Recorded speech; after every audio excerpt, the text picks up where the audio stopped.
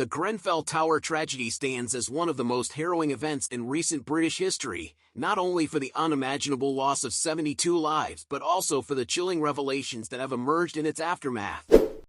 As the inquiry unfolded, the extent of corporate malfeasance and the callous disregard for human life became increasingly evident, exposing a web of deceit, greed, and negligence that stretched across multiple industries. The executives at the helm of the companies involved in the Grenfell refurbishment have since become emblematic of a toxic corporate culture where profit was prioritized over safety, and where the truth was buried under a mountain of lies. The inquiry into the disaster has brought to light a series of damning emails, messages, and testimonies that paint a picture of corporations more concerned with protecting their bottom line than with the safety of the residents of Grenfell Tower. Arconic, the manufacturer of the highly flammable cladding panels used on the tower, emerges as a prime example of this gross misconduct. Despite being aware of the dangers posed by their Renobond aluminium composite material, ACM, panels, Arconic continued to sell these products in the UK, exploiting what they perceived as weak regulatory regimes. The inquiry revealed that Arconic not only misled customers about the fire safety of their products but also actively concealed information about failed fire tests. This deception was not merely a case of corporate oversight but a deliberate strategy to maximize profits, even if it meant endangering lives.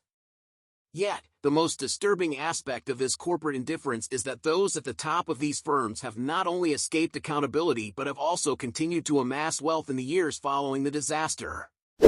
Executives at Arconic, for instance, have raked in millions through share sales and pay packages, all while their company recouped legal expenses from insurers.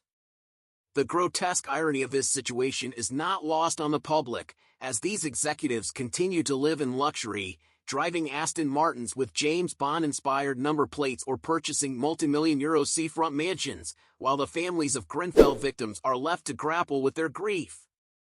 Celotex, another company implicated in the tragedy, also displayed a shocking disregard for safety. The inquiry found that Celotex had manipulated fire safety tests to falsely present their insulation products as safe for use in high-rise buildings like Grenfell Tower. Despite knowing that their materials could release toxic gases like hydrogen cyanide when burned, the company went to great lengths to ensure that their products passed fire tests, even resorting to deceptive practices such as concealing crucial details in marketing materials. The executives at Celotex, like their counterparts at Arconic, have also benefited financially in the years since the disaster, with top executives earning millions while the victims of Grenfell continue to seek justice. Kingspan, the Irish firm responsible for a portion of the tower's insulation, followed a similarly troubling path. Despite disastrous fire test results, Kingspan did not withdraw its product from the market, instead choosing to aggressively market it as safe for use on high-rise buildings. Internal communications revealed a cynical and arrogant attitude towards safety concerns, with employees joking about the company's lies and threatening to sue those who question the safety of their products.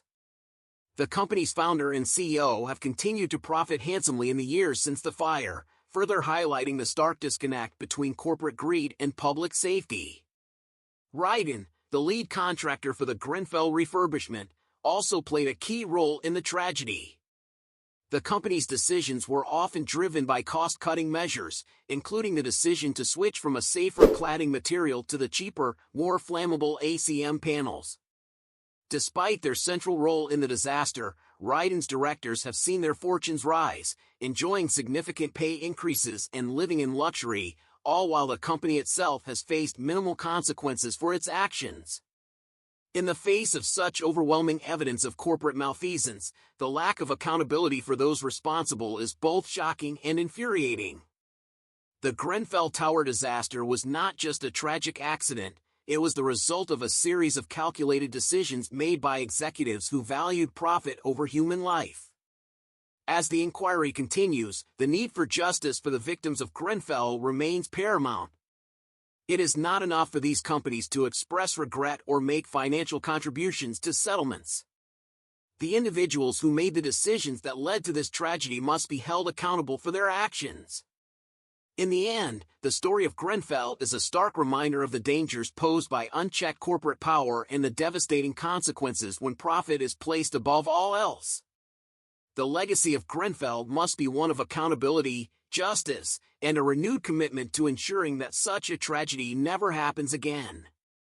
Only then can we begin to honor the memory of those who lost their lives in the inferno and ensure that their deaths were not in vain.